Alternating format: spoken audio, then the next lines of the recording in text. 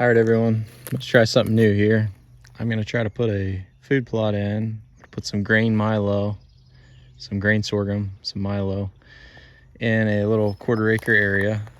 The ground's pretty uneven here, so I'm just moving dirt from high spots to low spots with the excavator. I did a little spot here.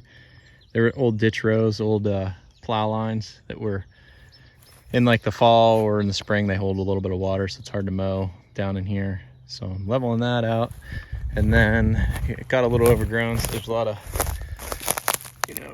roots and stumps and things. It gets real bad over here, and my little tractor would definitely not till this up without tearing itself apart because of all the stumps and roots and everything. You can see the tree stumps all throughout here. So what I'm gonna do is actually I'm gonna have a tree stand right here. I'm gonna level this area out and scratch it up with the excavator, and then drive over it to kind of expose the soil, just get some soil exposure. And then I'm gonna broadcast the seed in and see what happens. This is a trial and error here.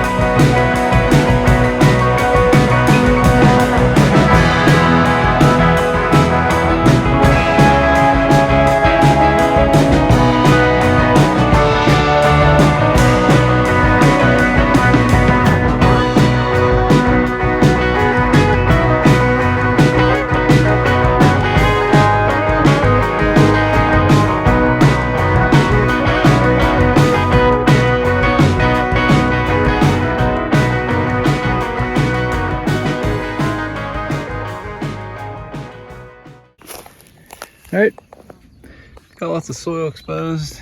Got my seeds down, green sorghum, brassicas, and I'm trying to find one. Egyptian wheat is in here somewhere. I didn't put much in here. It's more of like a brown seed instead of a, I think there's one there, instead of red. Grain sorghum's red. There's the Egyptian wheat. But you know, a little unorthodox, but I did get a lot of soil exposure by doing that. So I just scratched it up and then drove over it. Got plenty of soil exposed to get seed to germinate. Even got like moisture retention areas for once it rains, those pad marks will hold water. So should be good. We'll see what happens.